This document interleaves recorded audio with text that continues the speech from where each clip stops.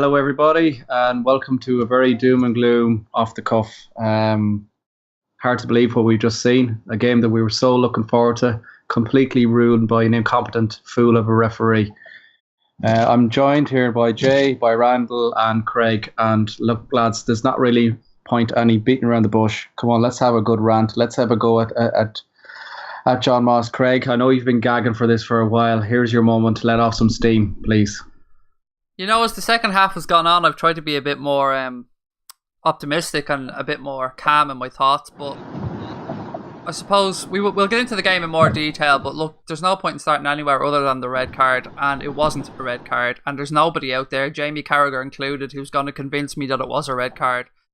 That happens every week, up and down the country, all over the place. It'll happen another 20 times this season, and I would be astonished if you can show me at the end of the season one more red card for a similar situation, because it wasn't a red card. It's as simple as that. I remember at the time thinking, he's not going to book it. Is he going to book him? I don't know. Was it a booking? And then when I seen the red come out, I just couldn't fucking believe it. Like, where is he going? Like, it says a lot when Gary Neville is the only one fighting our corner in Sky commentary. That shows you how biased that commentary is.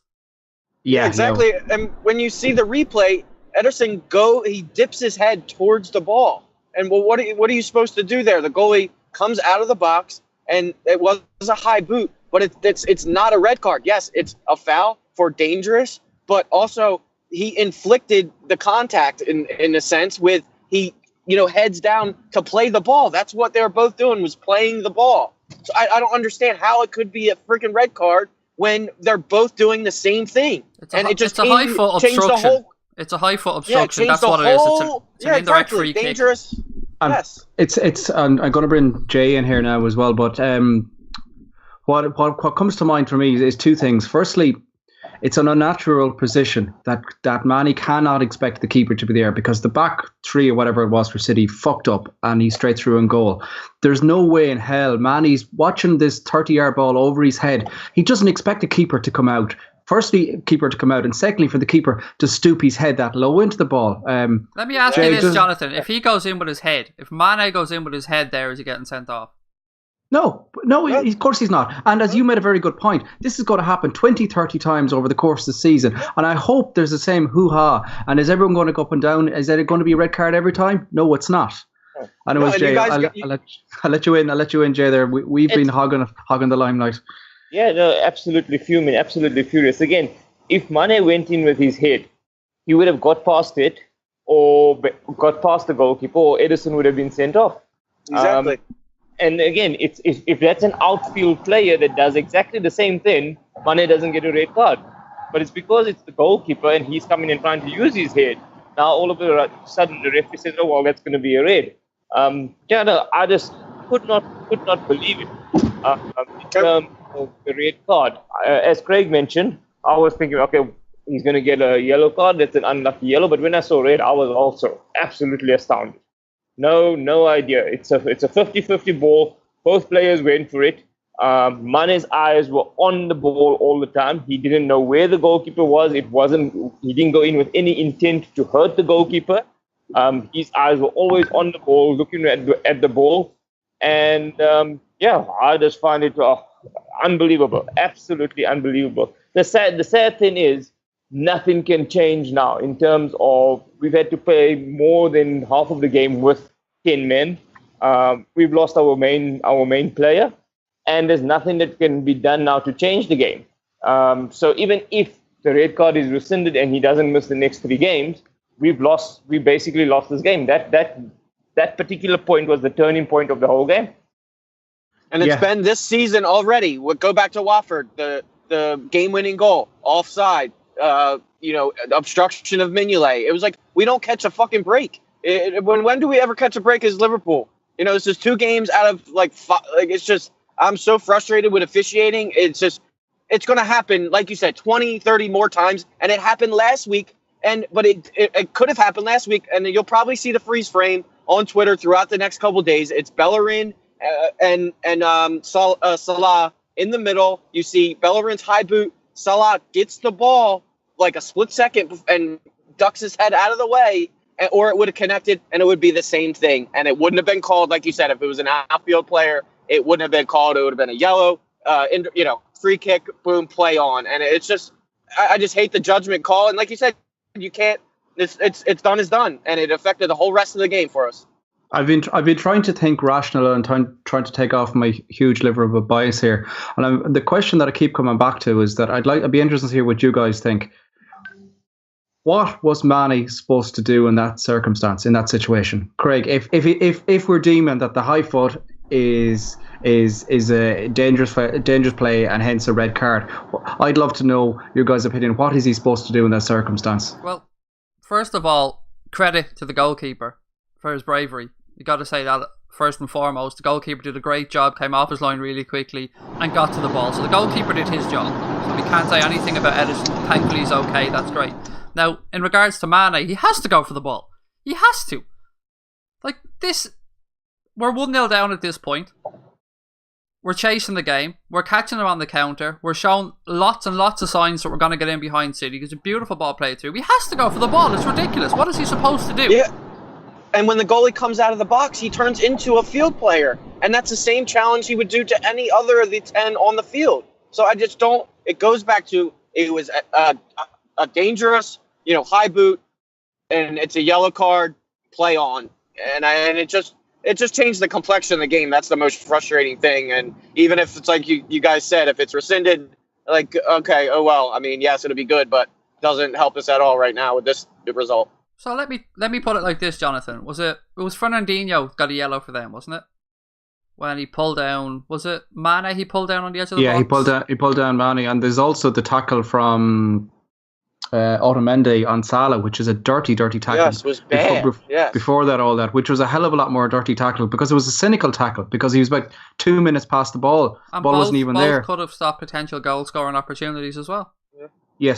Yes, and there isn't. You said. Yeah. There was no cynicalism from Mane on that. Like he had a split second to react after the ball came over his head. He probably blinked down and saw Edison come out, but there was no, it was no intent to injure anything. So like that's where I bet it does get rescinded because that it's never going to get rescinded. It's never going to rescind. They're not going to go against the referee. No. Yeah. And well, from what I tweeted at the time, what I thought was interesting, Klopp obviously went blew a gasket, roaring at the fourth official at the time. Just watch the look on John Moss as he comes over to Klopp, and he just pretty much takes a couple of bit of blinding from Klopp and then stands there and walks away. Not once does he show one sign of authority or one sign that he can justify his point. He looks like oh shit, what have I just done? The fact is, it was in 1 year and out the other. Yeah, and it was just look at his body language. I watch his body language at the end of the game. So they're in the city, they're in the center circle. They're walking together. All the officials are together, walking slowly off. Klopp comes around. He comes around from an angle, and he sprints off. If he surely believes in what he did, with the decision that he did was true, he's going to stand there and he's going to justify it, or he's going to at least talk about it. Not that reaction. It's hard. And do you think they see it at halftime? Of course they do. Okay. Of course they do. Okay. Of course I wasn't sure if they did or not. Moss knows straight away once he's done it that he's fucked up. I firmly believe that. And Klopp saw it at halftime, so that was his next opportunity because when he first came over, he didn't see it yet. So everybody has time to address it, and it all comes back to what did you want Mane to do?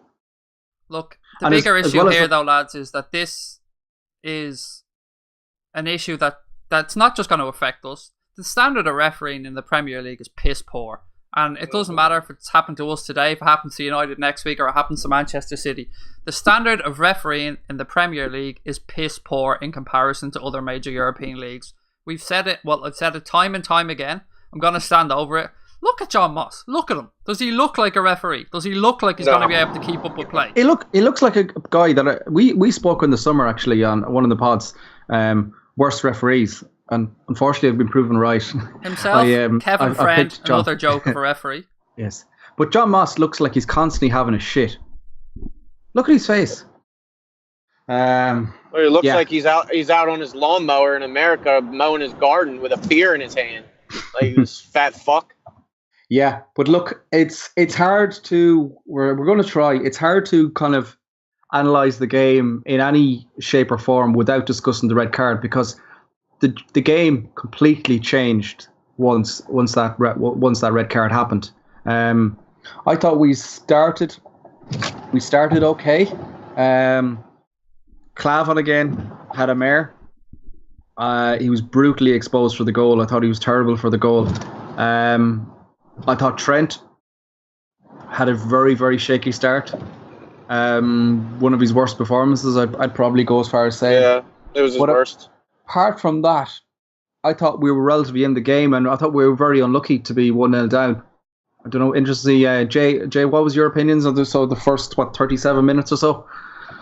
Yeah, first 37 minutes, 11 versus 11, we were completely in the game. Even when we conceded the goal, we still looked, with every attack, we still looked like we were going to do something. We were going to threaten them. I think Salah had a chance where he went through and absolute sitter that he missed. But we kept attacking them. We kept going at them. And it definitely looked like, you know what, we can get back into this. We need just one goal and then it's game on again. I just read a stat that basically Mane got sent off in the 37th minute. From the 31st minute, from the 31st minute, we didn't produce a single shot on goal or a single goal attempt. So it's basically complete game changer from there.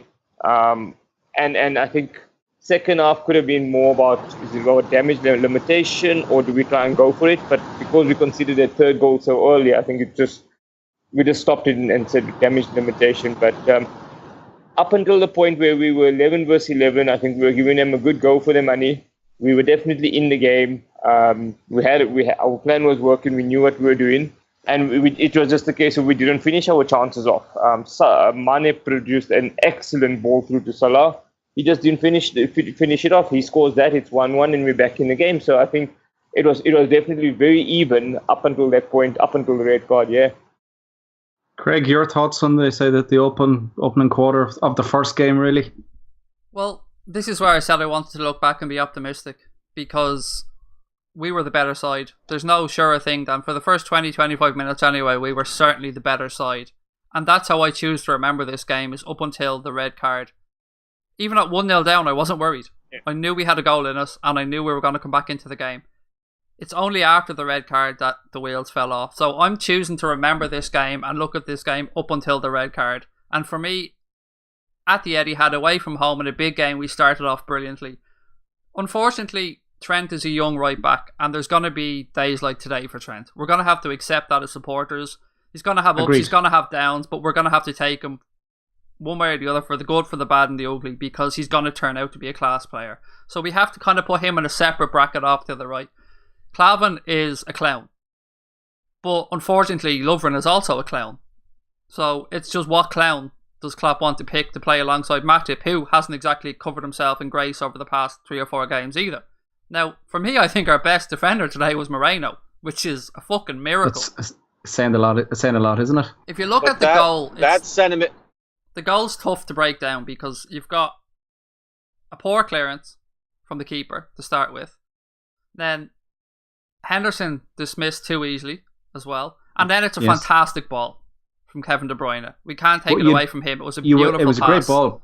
It was a great ball. But would you not say you could drive a bloody bus down between our two centre halves? Absolutely. 100%. But I always like to be positive when I'm looking at a goal. Look, you put Aguero in that position, you know what he's going to do. He's going to score. He's going to round the keeper. It's going to be 1-0. But right up until that point, which is what I want to raise. But you know that's what they're going to do with him. That's what they're going to do with him. He's going to hang out on the right shoulder, and they're going to play through balls to him just like that. I mean, it's just, you can finish, and then because I have other points I want to touch on. It's tough to assign blame there because you could put it 3 ways. You could put it to Clavin for not taking his man, and as you said, Jonathan, the gap through the centre. You could put it to Mignolet for the poor clearance, or you could put it to Henderson for being too weak in the centre of the field. But look, I just choose to look at it as it was a quick turnover of possession, and it was a great quick thinking from De Bruyne, and it was a great ball through. But look, I'm only going to remember this game for the first 37 minutes because to me that's the only game that happened today. Anything after that I don't care about because it was just a side note in history. Yeah, I agree. To touch on that point, I thought we started very aggressively. I thought we were the one that set the tone. I thought it was City that was sitting the deeper. I thought the two guys, Mane especially, and Salah as well, although he missed a couple of opportunities, were well in the game. Like Salah had Otamendi absolutely roasted, and I'll maintain that if that game-changing red card didn't happen, it was Otamendi who was going to be sent off because he was just getting absolutely rolled out that left channel. We were targeting him big time, and balls us down that channel, and I've no doubt we would have gone on to make some of them out of the game. Klavan for me was the one that I hate dishing out on players, but he got caught rotten on the ball. I think it was around the 33rd minute, just before the sending off, where he completely got roasted down the left channel and ended up giving a corner away. He actually handled the ball as well in the move, and he was lucky not to give it away. That's what Klavan is to me. Lovren, for all his faults, at least has a bit of pace to him. But Jay, what were you? Can you take any positive out of that first half an hour? I think we went in, as Craig says, we were toe to toe with them for the first 35 minutes until the card. Our attacking play was very, very good. We just didn't finish the chances off. I think, overall it would have been a very even and a very fair performance to go in 1-0 down or even 1-1. So I definitely wouldn't take any sort of after the red card and say, okay, this is a terrible performance. It's a 5-0 loss or whatever. I think Klopp has just mentioned that he'd rather take 1-5-0 defeat than 5-1-0 defeats. It was just after that it was just there, but I think from up until the first half an hour, we were definitely in the game, and we looked composed. We had a game plan and followed what we needed to do. So I wasn't going to take anything too negative from that. Yeah. And no, agree with everything you say there, mate. It's just so frustrating that the next thing, we're not going to go into it again, but it's the red card that completely changes the course of the game. It just ruins it as a spectacle, ruins it as anything we could get out of it. But going over to you, Randall, it's for me, which is the killer moment after that. I still thought we might have a chance. I thought, because straight away we went 4-1, we dropped the guys into midfield, and we were just going to sit and try and get them on the counter. And if it had remained at 1-0, I would have been hopeful enough in the second half that we might have nicked a goal on the break, because we were doing a good bit of damage on the break. But for me, it's the Jesus goal just before half time, and the 50th minute, whatever it was, after eight minutes of injury time, after that long delay. That's really for me which just kills the game as a contest. And then you look at Klopp's pretty much writes the game off then at half time by taking Salah off her. That really was the killer, wasn't it? Yes, it was. And I mean, it's such an indictment of our defensive breakdowns, because, and I mean, was Virgil van Dijk the only center half available in Europe at all? I mean, we knew last year that we needed to sign a center back.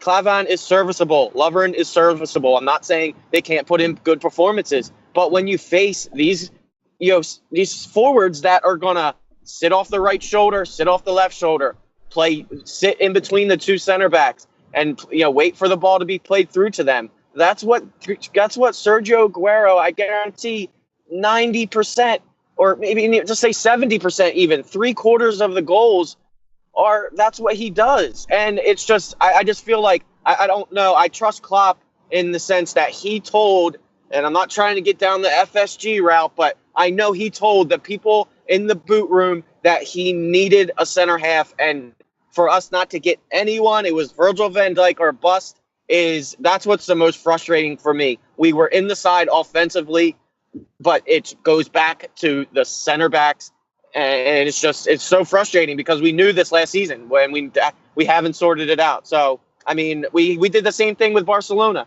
We told them no. Southampton told us no. We screwed it up earlier on, but then they told us no, move on and get somebody else. And it's just not. It's just like I said, it's so frustrating. And to the point of, we were good at going offensively, but Salah has been, he's been good, and I know he probably needs some time to adjust.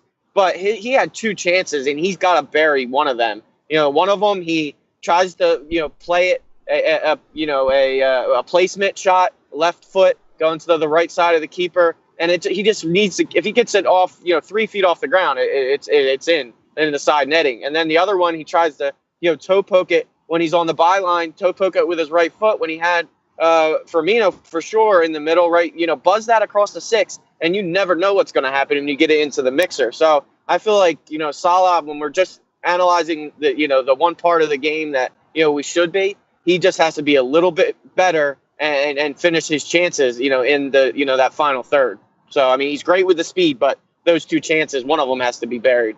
Yeah, totally agree. That one, especially where he side foots in from the right channel. I was up off my feet here, roaring and thinking we were going to get back in the game. Did you agree with Klopp's tactic of just pretty much knowing that there's a good chance Mane is going to miss the next 3 domestic games, which will be Burnley and the 2 Leicester games? Did you agree with his thinking of just wrapping Sally up in cotton wool and taking him off at halftime, or would you have liked to kept on having a go at the second half? I mean, I think that really concedes it right there. You're trying to just get some of these guys a look.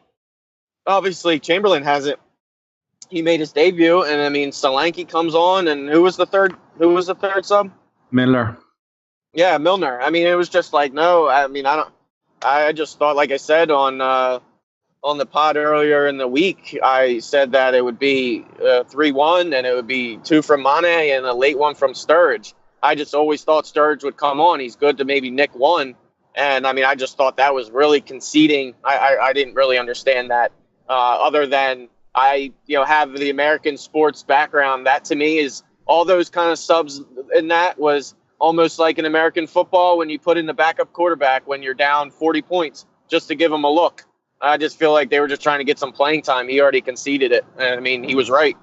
So, I don't know. Yeah, I was a little frustrated at the time, I won't lie, because part of me still thought, well, look, we still might have a chance. But in hindsight, when I think of it in the cool light of the day, it was the right thing to do, because I don't think we could survive without the two speedy merchants. Like, if we had none of them in the team, we're totally screwed, I think. Jay, were you happy with the kind of decision to pretty much throw in the towel? Yeah, I was quite surprised that Salah was taken off at halftime. For me personally, I would have either taken Gini Wijnaldum off. He had a very anonymous performance in the first half. So I think taking Salah off almost conceded defeat at halftime. It was more a case of let's just maintain and not lose too many goals here. Take Salah off and rest him for the weekend.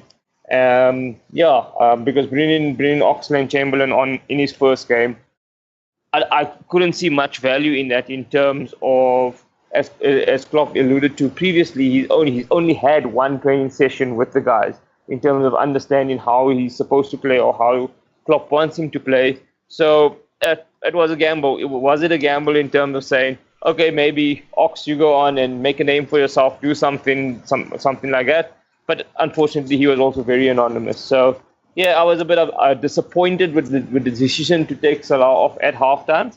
And I don't know, maybe he thought without Salah and Mane working concurrently together, it's almost a waste in terms of using one of them.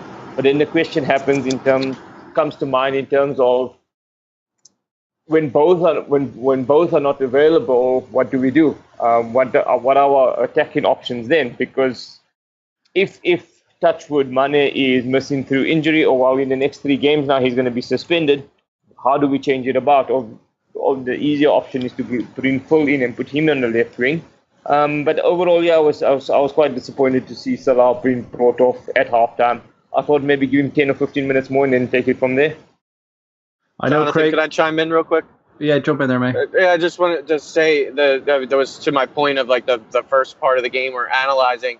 I just feel like I know Trent scored that free kick in the qualifier against Hoffenheim, but when standing over free kicks, it is Moreno and Trent, and then Emre Can. He tried to do it, but he was 5 yards wide.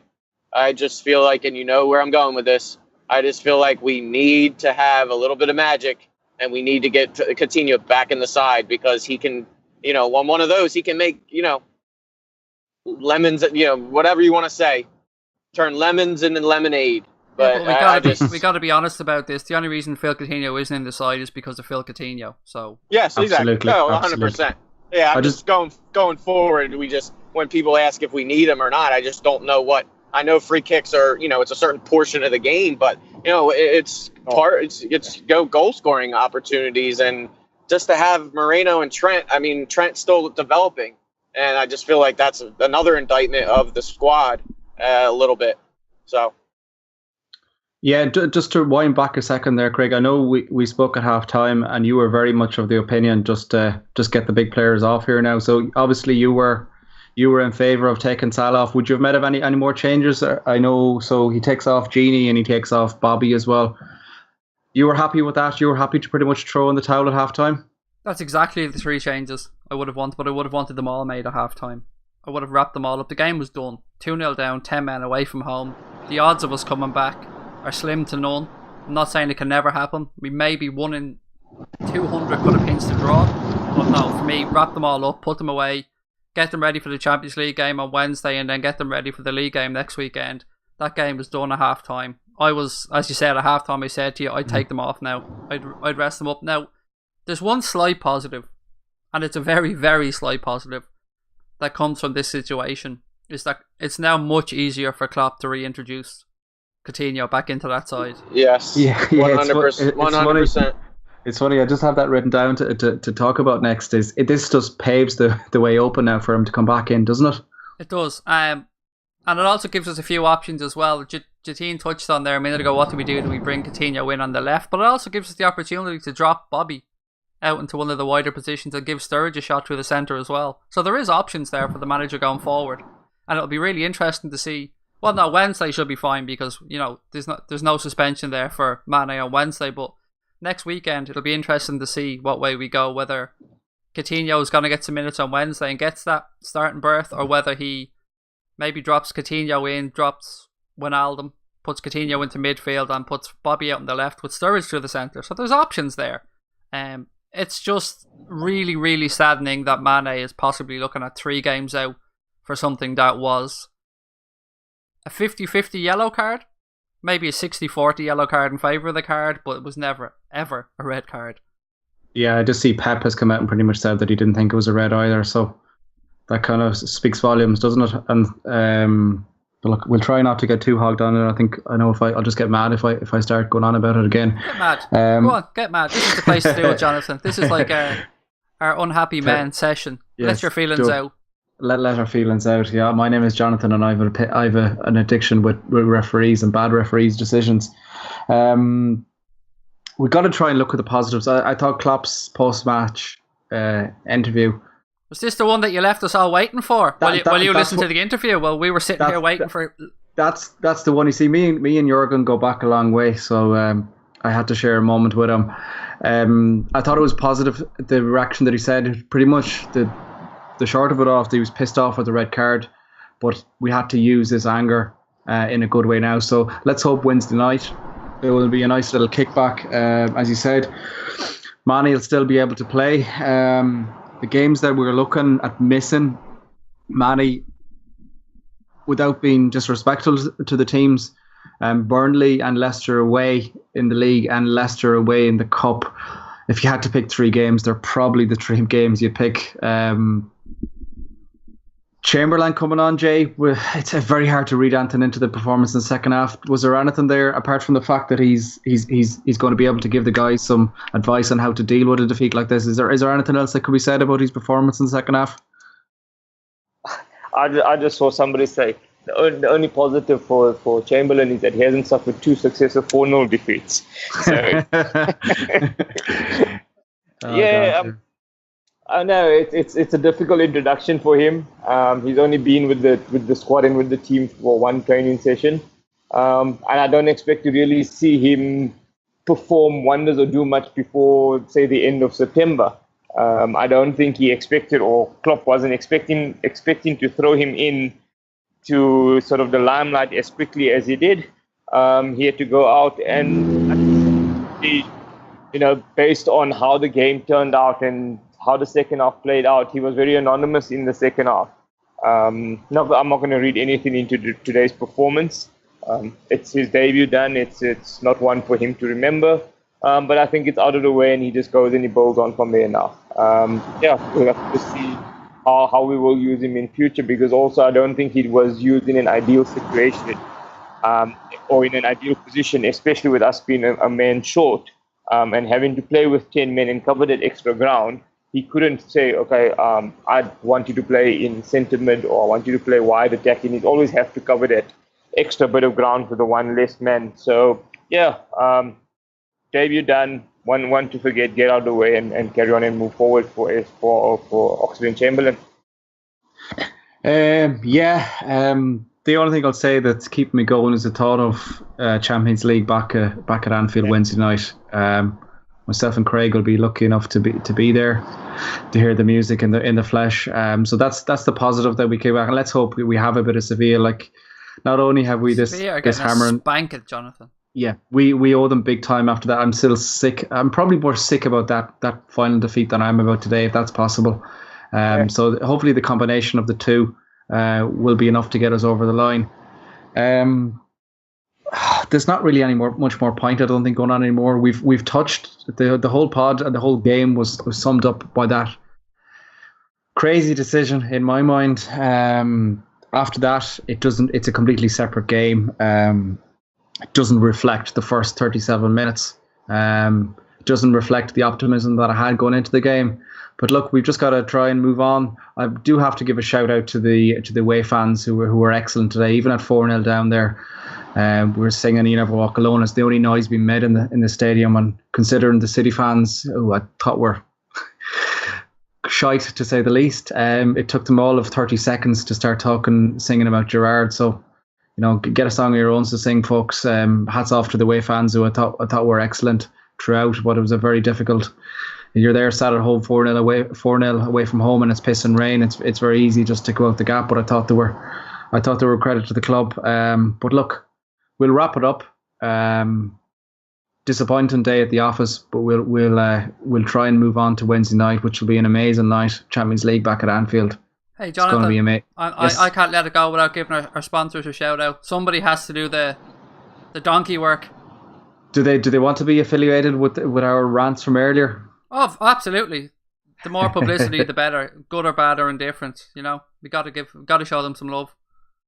Well, I'll let you have a moment here now. So. Yeah, as always, folks, we got to pay the bill. So massive shout out to painsolutionslim.co.uk and armourtalent.com. Happy to be associated with our rants here on the Anfield Road Wolves.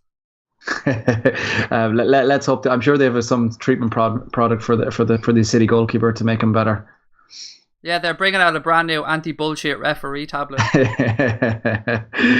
Yeah, well, I'll definitely pay money to see that, because if it just means that fraud John Ross even doesn't have to be sat at a game, ruin another excellent game of football. But look, we'll wrap it up. I want to thank all the guys here, to Jay, to Randall, and to you, Craig. Apologies for the rants. Actually, no, I'm not one bit sorry. Fuck you, John Mass.